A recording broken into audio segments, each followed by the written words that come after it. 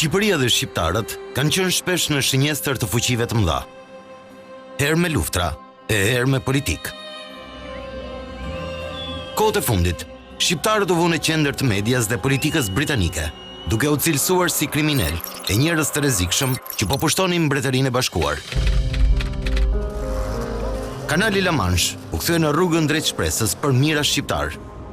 Në luftë me dallgët dhe me forcat policore, të rritur e fëmijë rrezikonin jetën e tyre për të larguar nga vendi. Përpjekjet e tyre në kërkim të një jete më të mirë u shuan kur ata u etiketuan si kriminal.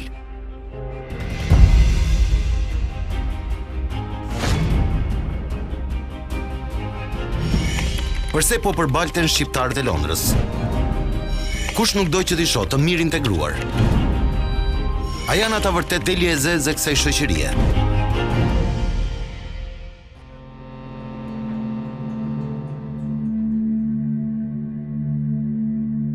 Për më se 3 dekada, shqiptarët janë endur në përbot në kërkim të një jete më të mirë. Herë me gomone anije, herë me kamion, e madje edhe në këmbë, duke qarë kufit. Me mira shqiptar janë rendur larg Dheut për të gjetur tokën e premtuar.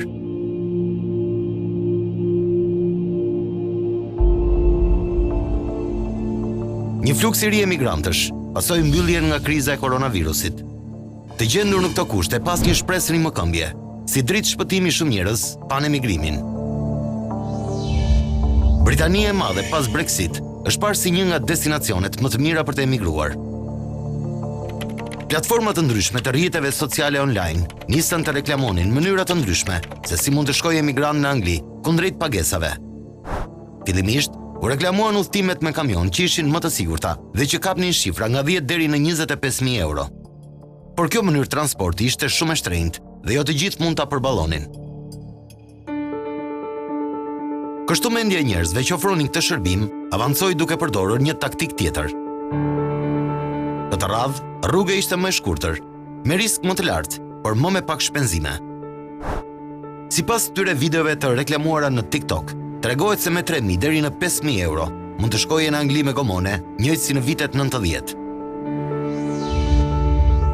Shumë shpejt kanali La Manche-it, ose English Channel, do të kthehej në qendër të mediave botërore si kanali që prodhonte shumë emigrant të palishëm.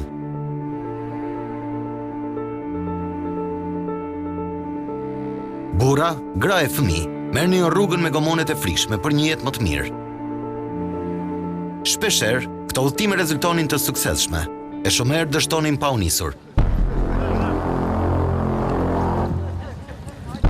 Policia franceze sa herë që pikaste një grup emigrantësh që tentonin të largoheshin me gomone, i ndalonin. Herë duke jo qarë gomonen, herë duke përdorur gazin lotësjellës për të shpërndar grupin që tentonte të futej në ujë.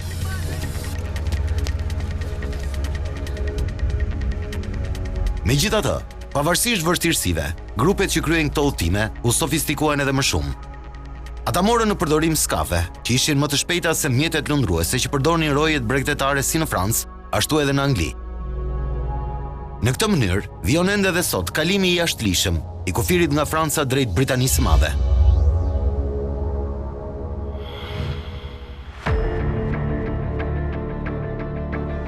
Edhe pse nuk kanë një numër të saktë emigrantëve të jashtëligjshëm, qeveria britanike ka artikuluar se janë rreth 12.000 të tillë. Një numër ky që nuk mund të konsiderohet si pushtim në një vend me 70 milion banor.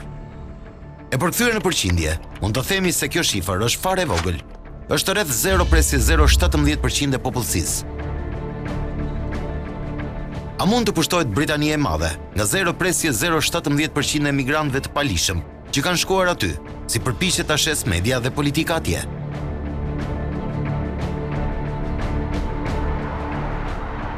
Inside Story ka vizituar njërin prej kampeve më të mëdha që ndodhen në Londër. Ky që jeni duke parë është kampi Heathrow, ku janë strehuar emigrantët të gjitha kombësive. Mes tyre ka edhe shqiptar që kanë kërkuar azil. Ky ambient ruhet me policë, pasi supozohet se personat që ndodhen u rrezikohet jeta për arsye të caktuara që u kanë parashtruar autoriteteve atje. Në Londër janë 2 kampet kryesore, është kampi Heathrow, që është një nga kampet më të mëdha, jo vetëm këtu në Angli, por edhe përgjithsisht edhe në pjesën e Europës, gjithashtu është edhe Gatwick. Kjo zonë është cilësuar si private dhe nuk lejohet filmimi për arsye sigurie. Kjo na bëi ditur edhe nga këta dy policë, të cilët na panë që ishim duke filmuar dhe na kërkuan të ndalnim xhirimet. Sipas ligjeve në shtetin britanik, aty mund të hynin vetëm avokatët, pasi të ishin pajisur me një kod identifikues, ose persona të tjerë, po të autorizuar prej të cilëve, nuk cënoi siguria e personave brenda kampit. Kampet kanë kushte shumë të mira, domethënë pjesën e trajtimeve të emigrantëve, vetëm shqiptarëve, por të gjithë emigrantët i kanë një letimi trajtim në kushtet normale dhe në kushtet bashkëkohore. Situata domethënë për kamp është e mirë, nuk mund të themi që ka letimi diçka gabim në trajtimet e tyre, por trajtohen me kujdes, qoftë nga personeli, qoftë dhe nga home office. Nëse ju referohemi kombësive të tjera që kanë emigruar drejt Anglisë, do të kemi shifra më të mëdha. Por politika dhe qeveria aktuale e këtij vendi është marrë pikërisht me shqiptarët që janë më të paktët në numër. Ndoshta nëse do të merreshin me kombësitë e tjera që janë me ngjyrë, sulmet nga anëtarët e qeverisë do të kategorizoheshin si racizëm.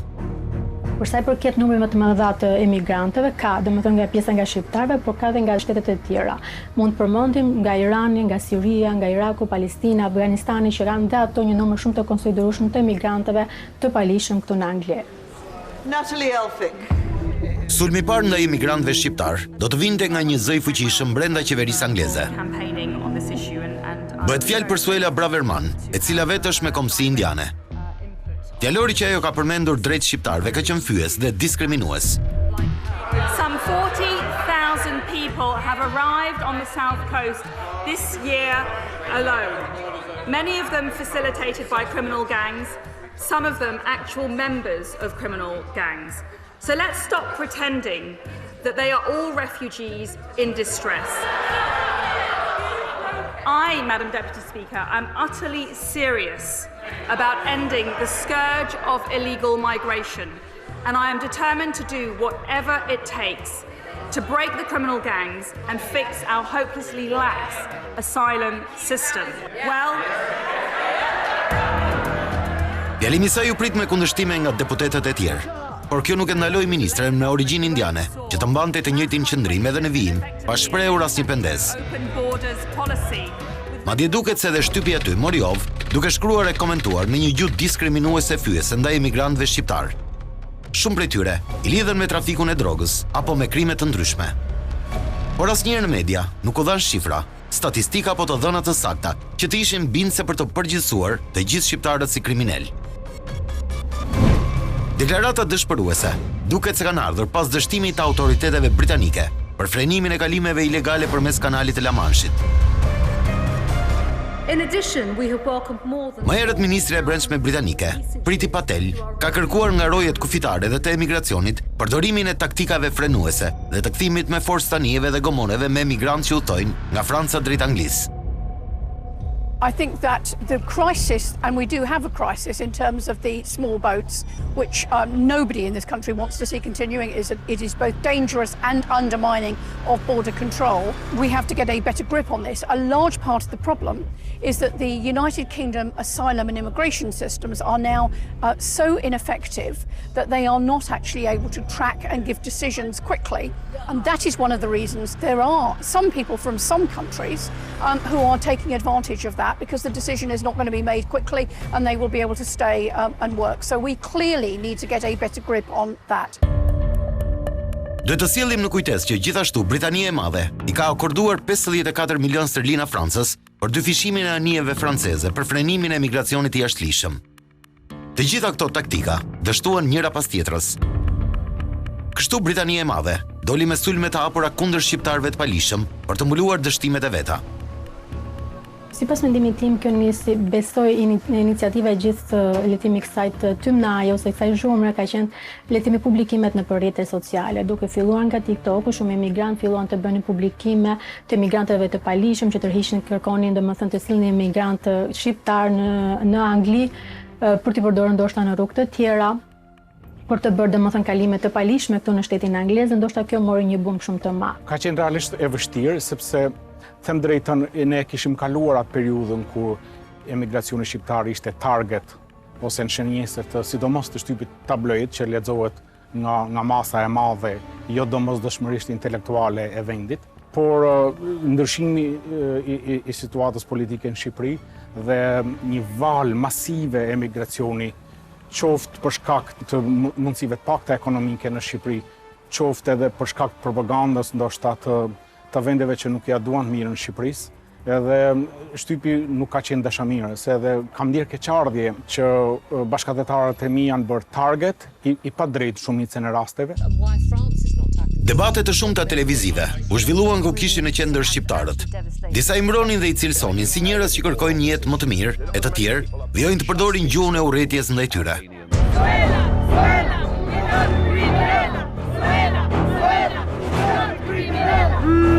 Në këto kushte, vetë komuniteti shqiptar në Londër organizoi një protestë të madhe.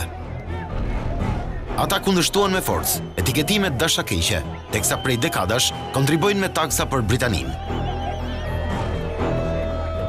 Është një komunitetet më të mira, më shëmbullore, më mirë të integruara. Një komunitet shumë mirë i organizuar dhe çdo qasje tjetër nuk ka të bëjë me realitetin e komunitetit shqiptar këtu në Britaninë e Madhe. Për mua ishte një gjë shumë pozitive pjesa e protestës, sepse normalisht nuk mund t'i futesh të gjithë emigrantët le të themi në një rrugë, domethënë që janë të t'i çojë gjithë rruga e gabuar. Ka shumë emigrantë shqiptarë që janë shumë të ecur, kanë ngritur bizneset e tyre, kanë investuar për këtë shtet, pra nuk është vetëm emigrantët të errët. Kështu që normalisht pjesa më e madhe e shqiptarëve janë ndjerë të ofenduar dhe të fyer nga ky diskriminim që është bërë në etiketime që kanë bërë le të themi pjesa e ministrave apo dhe vetë kryeministrit kundrejt shqiptarëve. Në Britaninë të Madhe ka jashtëzakonisht një numër shumë i madh se sa këtyre që i cilësojnë si kriminal. Të atyre që janë të suksesshëm, janë arkitekt, doktor, janë këshilltar, siç është Kaçret Berberi, janë shumë të tjerë të suksesshëm që i mbulojnë të gjithë këtë anën negative. Po fatkeqësisht ne nuk dimë dhe t'i promovojmë. Komuniteti shqiptar në Mbretërinë e Bashkuar ka hartuar një peticion ku kërkon që shqiptarët të mos trajtohen me racizëm dhe të mos denigrohen. Ndër të tjera në peticion, theksohet se numërohen rreth 140.000 njerëz të komunitetit në fjalë. 2/3 e këtyre kanë ardhur nga Italia dhe Greqia për shkak të krizave ekonomike të viteve 2008-2014 në këto vende. Dhe pjesa tjetër kanë ardhur ilegalisht në fillim të viteve 90. Ata nuk harrojnë të theksojnë mirënjohjen për mundësitë që ju ka ofruar Anglia, por nuk harrojnë të theksojnë se janë taksapagues të rregullt dhe respektues të ligjit si qytetar.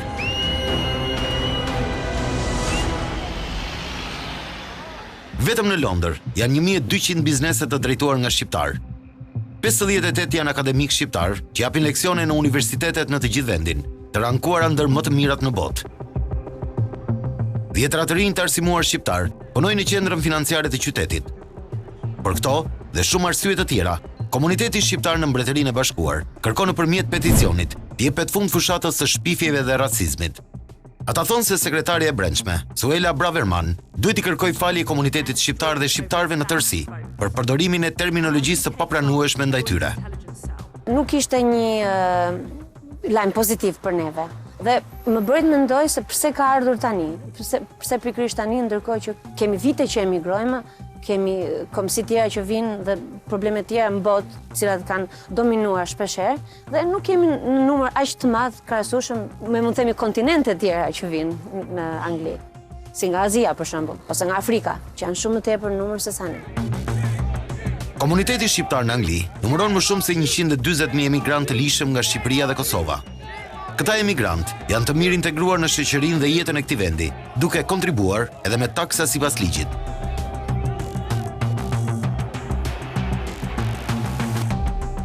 Pjesa dërmuese e shoqërisë në Mbretërinë e Bashkuar nuk i ka pranuar akuzat që bëhen emrin e shqiptarëve.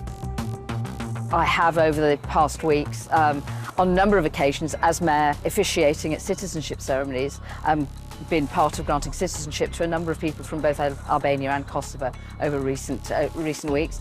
And there are those who choose to become full citizens in Britain, who've come through various routes, whether it's as refugees or whether through other family arrangements. But when people choose to become part of the British, full British community and the British family, that's obviously something that is a great welcome. And people choose to become part of the great tapestry that is of peoples that have become part of Britain over the last 2,000 years. Kundërshtimi i parë ka ardhur nga një e mbijetuar e Holokaustit, e cila I ka cilësuar deklaratat e Suela Braverman si ato të kohës së nazizmit.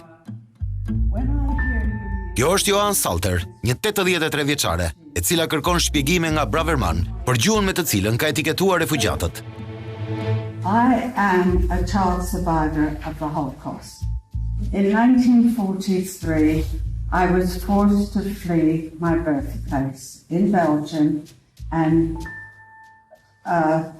went across war-torn Europe and dangerous seas until I finally was able to come to the UK in 1947.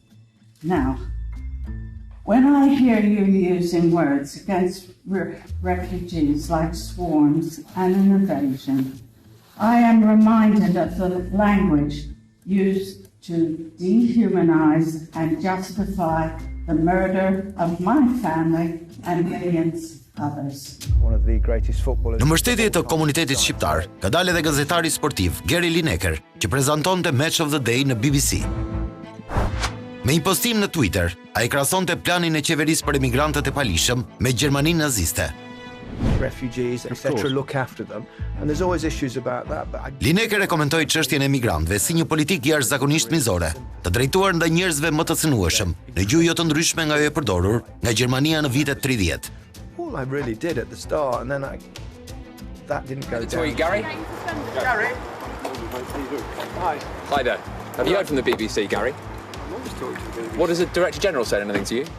Por edhe pse u pezullua nga puna, ai u mbështet nga shumë gazetar, futbollist apo qytetar anglez, të cilët duket se nuk mendojnë njësoj si Suela Braverman për emigrantët shqiptar.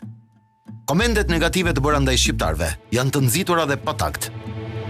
Komuniteti shqiptar është si të gjitha komunitetet e tjera, sepse Mbretëria e Bashkuar është mësuar, është një vend I cili është I kalitur me komunitetet e huaja. Dhe nuk e shikoj një emergjencë kaq negative. Unë them është pak politike, uroj shumë dhe uroj me zemër që këto tensione të ulen dhe të jepet vendi meritokratik komunitetit shqiptar I cili e theksoj dhe nënvizoj gjithmonë dhe nga eksperienca ime personale, familjare, por edhe me çfarë shoh, me prindrit të cilët vinë në shkollë ose me njerëz të cilët na rrethojnë dhe I njohim, ne jemi njerëz punëtor, jemi njerëz të cilët I dedikohemi familjes, jemi njerëz që duam të mirën dhe kontribojmë shumë në Angli. Natyrisht se e vërteta ime është ndryshe, komplet, mirë po unë do ta them edhe mendimin e shumë anglezëve këtu që janë, që nuk pajtohen me ato deklarata dhe janë absolutisht kundërt, e kanë cilësuar edhe si racizëm. Arsyeja është se ato deklarata kanë dalur ndaj shqiptarëve, mirë po edhe nuk janë distancuar ata vetë në qeveri. Domethënë vetë qeveria nuk është distancuar nga këto deklarata të tyre që kanë rrjedhur aty. Kjo është bërë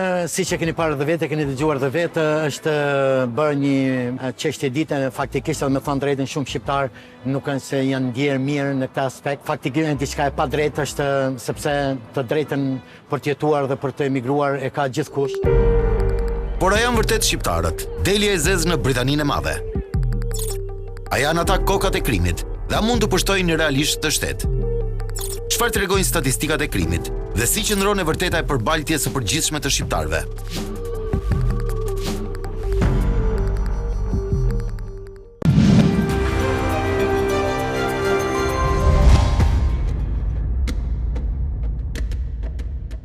Komuniteti shqiptar në Mbretërinë e Bashkuar ka qenë objekti I një sulmi të pamëshirshëm dhe të paprecedent nga segmente të caktuara të mediave britanike.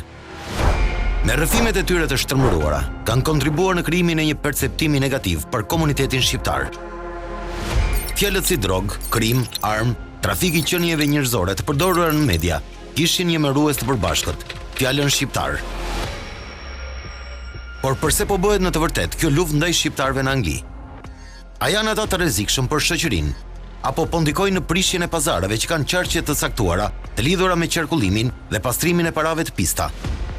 ne jemi shumë numër i vogël krahasim me të tjerët dhe të tjerët nuk janë në sy për të keq sikur që i bëjnë shqiptarët, arsye se na kemi shumë anëmiq dhe ata me propagandën e tyre insistojnë dhe kanë njerëz të infiltruar në qeverinë edhe në media, që nga viti 94 jam këtu dhe kam takuar njerëz që kanë dhënë deklarata të ndryshme anti-shqiptare dhe anti-Kosovës. Arsyeja është se që nuk duhet të njihemi ose të dalim në pa. Sipas studimeve të realizuara nga vetë britanikët, rezulton se vetëm në Londër gjatë një dite konsumohen rreth 23 kg kokainë. Kryeqyteti i Anglisë ka rreth 12 milion banor. Ndërkohë që çdo ditë mirëpret një numër të madh turistësh për shkak të atraksioneve që ofron. Ky qytet gjithmonë ka zgjuar interesin e turistëve, edhe për faktin se aty është vendosur familja mbretërore. Por le të kthehemi në potencialin e madh që ka ky treg për përfitime sa i përket kokainës. Sipas studimit në fjalë, i bie që vetëm në këtë qytet të konsumohen rreth 8 ton kokainë në vit. Por kush e zotron këtë treg? A janë shqiptarët ata që kanë pushtuar Londrën? Në fakt, në Angli numërohen rreth 5.000 grupe kriminale të komsive të ndryshme. Britania e Madhe pastron rreth 100 miliard pound në vit para të pista, shumë ato që nuk vinë vetëm nga droga. Nga këto para, rreth 3 miliard pound i gjeneron mafia ballkanike, ku përfshihen edhe shqiptarët. Edhe pse shqiptarët nuk përbëjnë grupet më të forta dhe më të rrezikshme sa i përket trafikimit të lëndëve narkotike, ata po fitojnë terren. Grupet shqiptare që merren me trafikimin dhe kultivimin e drograve janë më të organizuar, më të sofistikuar dhe punojnë me çmime më të ulta si dhe me cilësi më të lartë se grupet e tjera kriminale. Kjo i ka bërë që të shihen si një rrezik potencial sa i përket zotrimit të këtij tregu kaq të madh që ofron Anglia. Të gjitha këto janë rreziqe të amendsuara sa i përket ndarjes së tortës së madhe për zotrimin e tregut të narkotikëve. Por kjo nuk i justifikon as fjalimet raciste dhe as gjuhën diskriminuese që është përdorur në media për të etiketuar shqiptarët si të lidhur me krimin.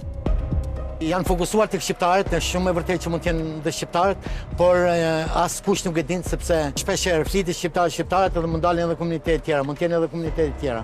Problemi është sepse është e vërtetë që është një ikje shumë e madhe, normalisht kërkesat e tyre pa punësia, s'kan me çfarë merren, s'kan çfarë bëjnë, detyrohen që të ikin për një jetë më të mirë, për diçka më të mirë dhe mendojnë që është Anglia vendi i duhur. Sipas të dhënave zyrtare të shtetit britanik, janë rreth 88.000 të dënuar në total të komsive të ndryshme në të gjitha burgjet. Prej tyre, 1336 janë shqiptar, nga të cilët 81 persona janë dënuar për dhunë ndaj personit, 22 shqiptar janë dënuar për dhunë seksuale dhe 3 janë dënuar për mashtrim në të gjithë Anglinë. Numrin më të lartë të dënuarve shqiptar e mbajnë ata që janë për lëndët narkotike, ku numërohen 1100 persona. Por ky numër është sërish më i ulët, kur shohim që në total janë 22.000 persona të dënuar për lëndë narkotike. Pra vetëm 1 në 20 të dënuar.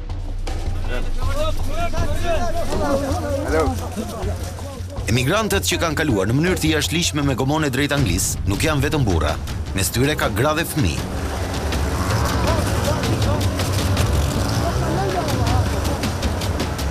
Herë fëmijët janë të shoqëruar nga të afërm të tyre, e herë të tjera jo. Janë të shumta rastet, kur edhe autoritetet shqiptare kanë proceduar penalisht prindrit që kanë lënë fëmijët e tyre të vetëm në Britani për të përfituar dokumentet. Për të gjithë të miturit e pashoqëruar që kanë mundur të mbërrijnë në Angli, shteti ka ligje dhe praktika të tjera për trajtimin e tyre. Direkt shteti angles i vjen në mbrojtje të tyre. I kalon automatikisht të shërbimi social, pra ka zyra dhe ka institucione përkatëse që merren direkt vetëm me të miturit. Mund të ndodhe në momentin që vjen një mitur dhe nëse kanë familjar të tyre të afërt. Aty zyra e migracionit normalisht jep të drejtë që edhe në nënvëzhgimin normalisht të punëve sociale herpastere derisa ai të bëjë 18 vjeç, jep të drejtën e kujdesit këtij familjarit. Por pjesën tjetër që nuk kanë familjar ose nuk i del dikush le të themi në mbrojtje ose ato kanë ardhur janë të traumatizuar, janë të frikësuar, është shërbimi social dhe janë institucionet përkatëse që shteti anglez i ka atashuar, janë kastile vetëm për të miturit. Prej vite shteti anglez përzgjedh dhe paguan disa familje që të ofrojnë strehën familjare për të miturit emigrant. I mituri shkon në një prej këtyre familjeve, ku ata përgjigjen për të gjitha nevojat e tij. E ndjekin gjithë rrugën e studimeve që fëmia duhet marrë. Këto familje janë të monitoruara gjatë gjithë kohës nga institucionet shtetërore për të qenë të sigurt që i mituri trajtohet siç duhet. Inside Story ka takuar në Londër 2 prej këtyre familjeve që kthehen në stre për të miturit emigrant. Fillimisht, ata pranuan që të na tregonin të gjitha ndjesitë dhe rrugëtimin që kishin bërë për vite të tëra me fëmijë të cilët më pas janë kthyer në një familje të vërtet për ta. Por pasi u kontaktuan nga institucionet shtetërore, ata nuk u lejuan që të prononcoheshin për sigurinë e fëmijës. Institucionet nuk donin që fëmijët, por dhe familjet që kujdesen për ta, të ekspozohen, sepse mund të bëhen viktima nga sulme të ndryshme. John, një qytetar anglez, na dëshmon se si ka filluar njëja e tij që në fëmijëri me një të mitur shqiptar që kishte streuar një familje angleze. Që nga ajo ditë, ata janë miq të pandar. Madje Erioni tashmë i rritur është kthyer në një të afërm shumë të rëndësishëm të familjes së John Samuels. My sort of family and extended family, we sort of adopted a guy who come over, student guy, was young. He worked in the local bar and restaurant where we used to be locals with my cousins, and he ended up moving in with my best mate and his mum as their lodger and sort of become part of the family. From that, then we met other kind of Albanians through the community that the area, who's our friend, introduced us to. And then I work with a couple of Albanian guys, younger guys. One of them is on my team, works really closely with me as well. And yeah, I joke, I say he's my cause of an Albanian son.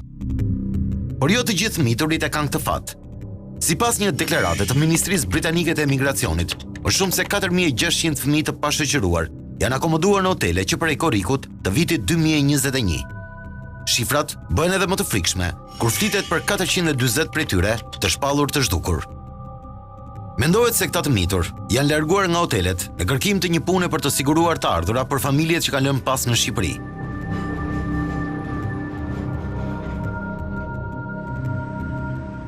The opposition, Keir Starmer. Kjo situatë ka ndezur edhe debate mes politikanëve, por edhe shoqatave që merren me të drejtat e njeriut. Shteti anglez ka dështuar në mbrojtjen e këtyre të miturve. Për situatën e krijuar në Angli, nga emigrimi jashtëligjshëm, është thirrur ambasadori në Parlamentin Britanik. We have issued as embassy. Si figura më e lartë që përfaqëson Shqipërinë në Britaninë e Madhe, Kyriako Qirko është përballur me pyetjet e deputetëve më 7 dhjetor të vitit 2022. Ambasadori ka qartësuar që në fillim që komuniteti shqiptar është i mirë integruar dhe kontribon me taksa në këtë vend. Por fatkeqësisht, ambasada dhe qeveria shqiptare nuk kanë të dhëna zyrtare në kuadër të memorandumeve dhe bashkëpunimeve të nënshkruara mes dy vendeve për shifrën e saktë të emigrantëve të jashtëligjshëm. Ndërkohë, ambasadori ka cilësuar Shqipërinë si një vend të sigurt.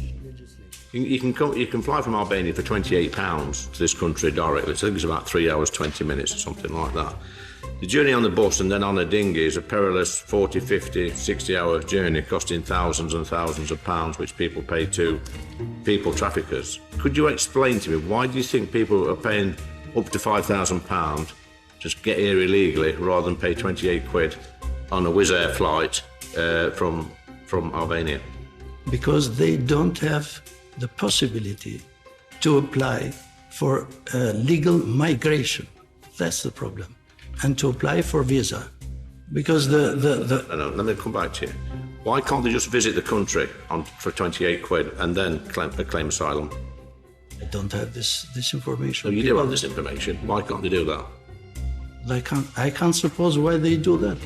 Is it perhaps, do you think, because if they come legally and produce a passport and documents, that our authorities, our border control, know exactly who these people are, where they're from, and any activities, illegal activities they may be involved in the past? Do you think that may be the reason?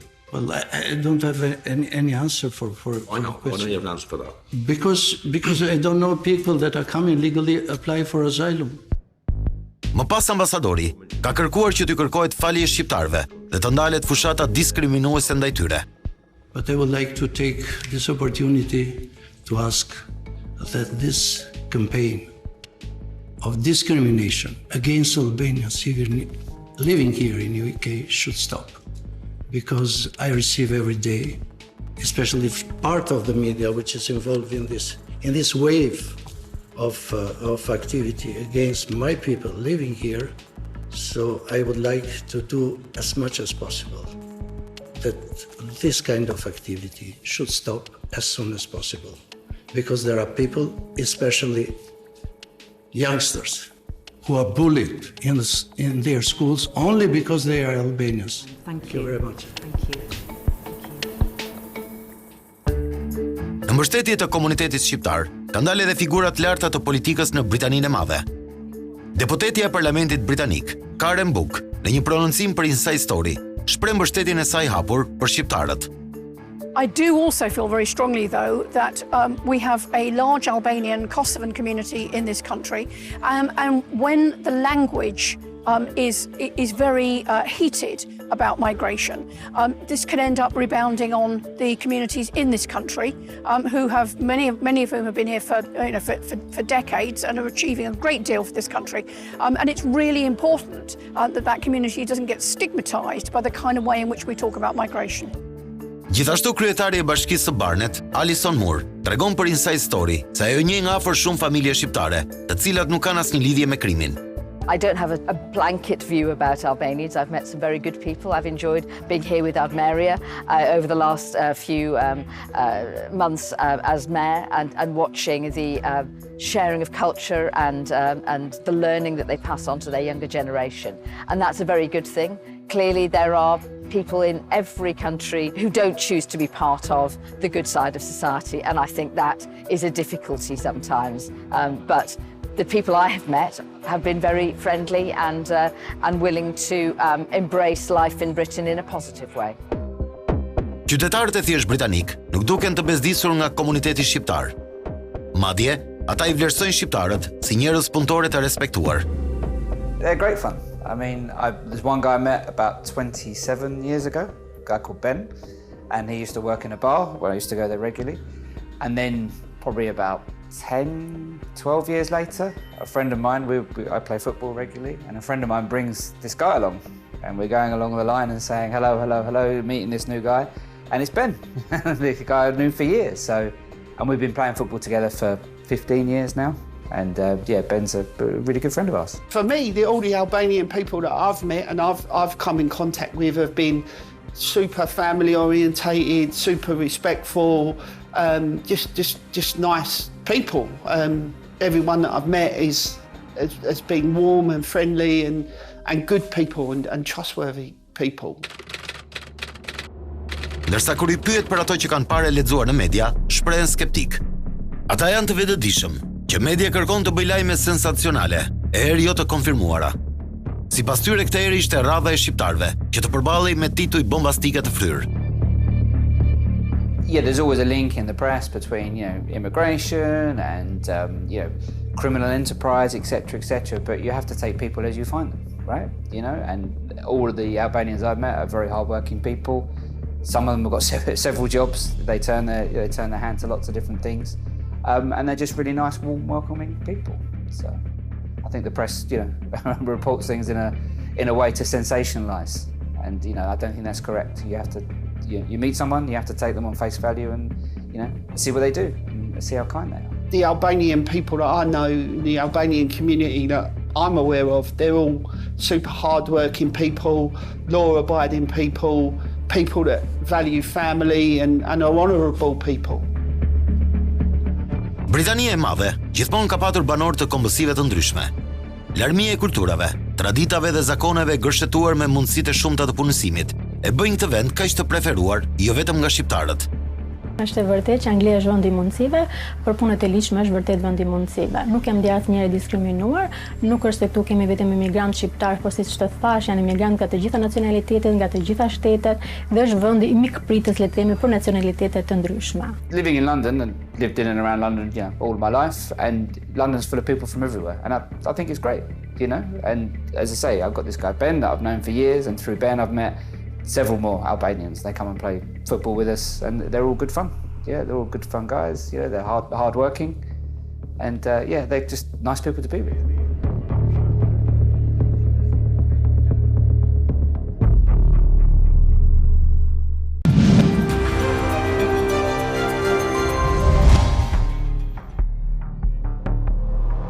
Pas debatit të ndezur për shqiptarët në Britaninë e Madhe, kryeministri Edi Rama ka zhvilluar një bisedë telefonike me homologun e tij, Rishi Sunak.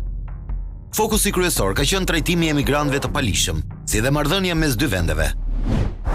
Të dy qeverit kanë rënë dakord që të angazhohen për të zgjidhur çështjen e emigrimit ilegal, por duhet të bëjnë edhe më shumë për të goditur krimin e organizuar. Shteti anglez normalisht në bashkëpunim me shtetin shqiptar arriti të bëjë një marrëveshje me kryeministrin, pra zoti Rama doli dhe një deklaratë ku tha që shteti shqiptar është i sigurt, pra nuk ka probleme të tilla në Shqipëri, kështu që normalisht në atë mori dhe iniciativë ministri britanik, i cili tha që për ne Shqipëria është vendi i sigurt, nuk ka pse të ketë kaq shumë bum emigrantësh të palishëm shqiptar. Gjithashtu kryeministri Edi Rama zhvilloi një vizitë 3 ditore në Angli. Ai ka kritikuar politikën etiketuese ndaj shqiptarëve. Sipas Ramës, shqiptarët nuk duhet të karakterizohen si njerëz që vinë me gomone dhe apeloi që të mos lejohen disa mollë të kalbura që të ndikojnë në pikpamjen e britanikëve për bashkëdhetarët e tij. As far as I'm concerned, I'm here to make sure that everyone hears clear and loud that Albanians are not just about the boats, and as Britain is not just about James Bond or Mr. Bean, we are not just about Taken. Pavarësisht dakordsive të dy qeverive, e rëndësishme është që të theksohet se komuniteti shqiptar është i mirë integruar dhe i vlerësuar.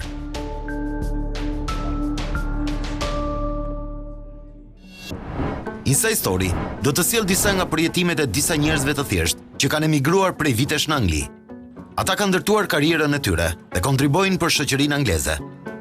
Është një numër i jashtëzakonshëm intelektualesh, mund të them që janë 58 akademik shqiptar që japin mësim në universitetet britanike, vetëm në Londër kemi 1200 biznese që drejtohen nga shqiptar, janë taksa pagues të rregullt, kemi shoqatën e mjekëve, shoqatën shqiptar të mjekëve në Britaninë e Madhe, shoqatën e sipërmarrësve të rinj, shoqatën e avokatëve shqiptar, kur them shoqat janë të gjithë shqiptar. Anila Kadia është gazetare e lirë në profesion dhe mësuese për pasion. Pjesën më të madhe të jetës së saj e ka kaluar në emigrim, fillimisht në Itali në fqinje e më pas në Angli. Ajo është një nga mësueset që jep mësimin e gjuhës shqipe në Londër. Kam 7 vjet këtu dhe vazhdoj të punoj në mënyrë të qetë, të gëzueshme, ashtu si e karakterizon komunitetin shqiptar në Londër, pavarësisht shumë tensioneve që ju keni dëgjuar kohët e fundit, ne jemi një komunitet i mrekullueshëm, dhe unë bëj pjesë këtij komuniteti. Anila na tregon me pasion për rëndësinë e mësimit të gjuhës shqipe. Ajo shpreh se prindrit sot duhet të vlerësojnë këtë mundësi, pasi disa vite më parë, kur ajo solli në jetë fëmijët e saj në emigrim, nuk ishte shkolla të gjuhës shqipe.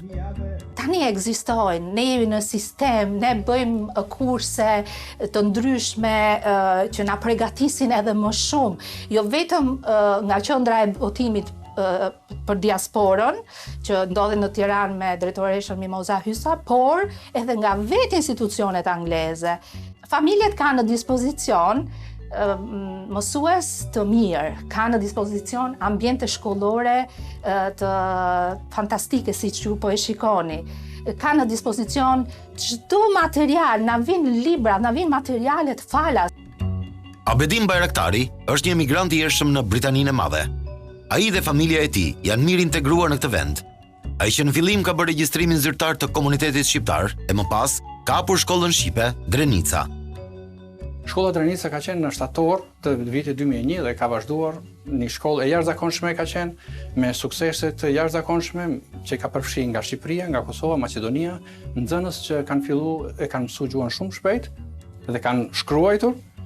Mirë po, e keqe është se disa prind nuk i çojnë për shkolla dhe fillojnë edhe ambientohen, edhe asimilohen kësaj. Ndërsa ne dimë se kemi derdh gjak të para tanë për ta ruajtur gjuhën shqipe, edhe pse nën pushtim të qysh nga otomanët. Sot numërohen rreth 12 shkolla të gjuhës shqipe në Londër. Nxënësit sa vinë shtohen.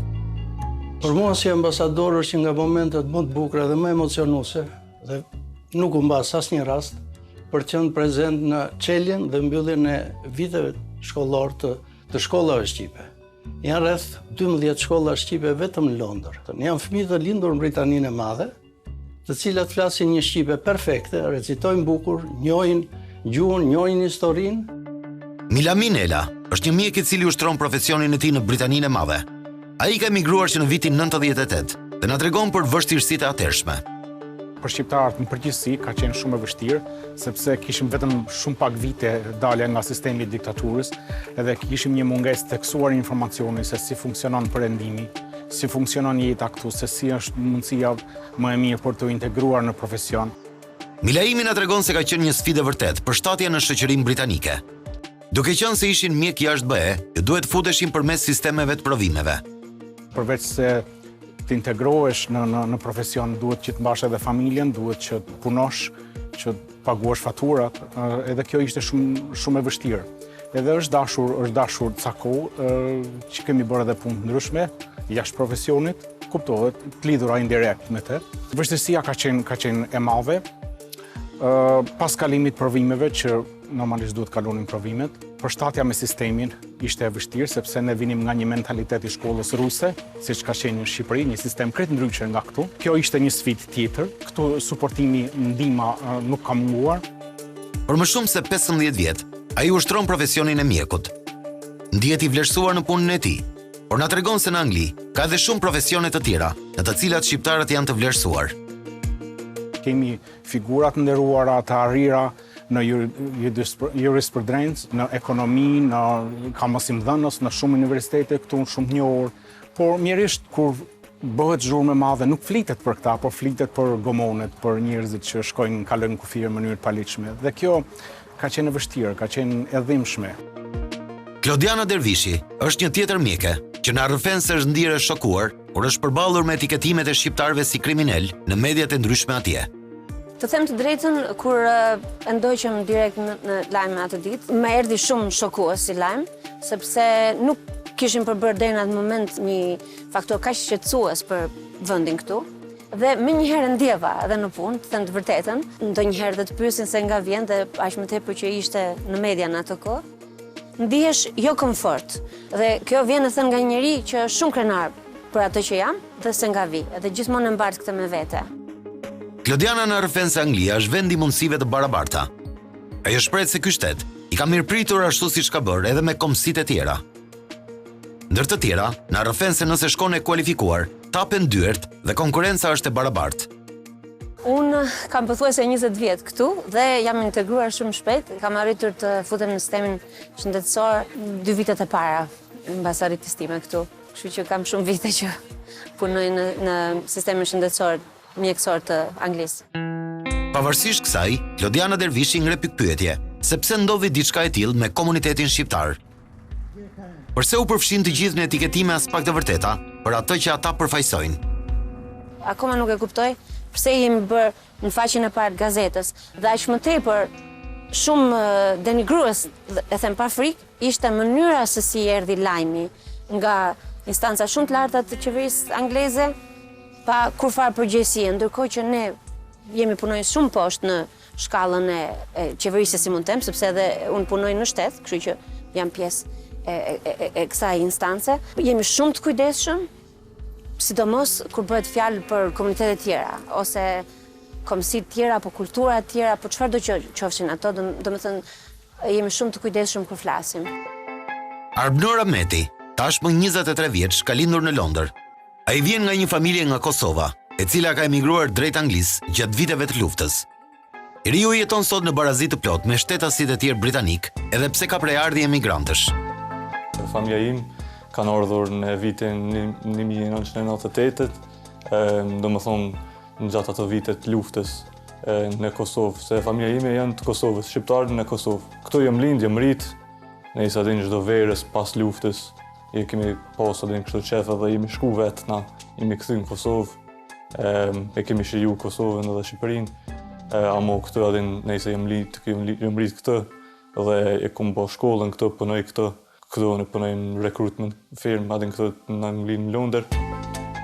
Arbnori kujton se në vitet e para të fëmirisë është ngacmuar për prejardhjen e tij. Ai nuk fliste mirë anglishten, edhe pse kishte lindur në Londër, sepse prindërit I flisnin vetëm shqip që të mos humbiste gjuhën amtare. Ndërsa etiketimet sot, që i quajnë shqiptarët kriminal, i vlerëson si të pavërteta. Nuk është mirë me një edhe për neve edhin na hu pak krenarin, edhe se na e dim sepse kështu kur jemi ardhur na edhin nuk kemi pas çore, edhe shqiptarët edhe kosovarët. Çore kanë herë s'kena pas, jena ardhur prej edhin herët. Këqija edhin prej krizet edhe prej luftes, kur të na shohin edhe kur të na thojmë na që jemi shqiptar, mendojnë krejt që jemi kriminal. Apo ajo nuk është rrosi, ajo nuk është e vërtetë. Krejti në orë këtu me po familjen vetë, me po punën, me po ekonominë. Pavarësisht lajmeve të publikuara, ai shpreh i kënaqur që shokët e njohin dhe nuk e kanë paragjykuar. Por një distancim e kanë ndier nga të tjerët kur marrin vesh që është shqiptar. Shokët e mi më njohin, edhe ata nuk janë shumica shqiptar heq, po më njohin edhe din familjen time, e din që jena na, e din që jam rit, a din bashkojnë gjithë. Amo nashta pak edhe kështu jashtë punës, ose jashtë adin shok fëmijë personalisht, e kom po që njerëz pak i kanë largu shqiptarët, kanë menu keq për ta, ose kanë menu që kejt jemi kriminal për shembull. Askush nuk ka të drejtë që të përgjithsoj një komunitet, një komb, duke lidhur me drogën dhe krimin. Në këtë dokumentar, hodhëm dritë mbi të vërtetën e emigrantëve shqiptar në Britaninë e Madhe. Një pjesë e mirë e bashkëdhetarëve kanë mundur që t'i bëjnë vetes vend në universitetet më të mira në botë, në spitale, në administrat dhe në çdo hall të rëndësishme të zinxhirit të institucioneve. Sportistë artistë ndërkombëtar gjithashtu na bëjnë krenar. Edhe njerëzit e thjeshtë që punojnë me djersën e ballit janë krenar për origjinën.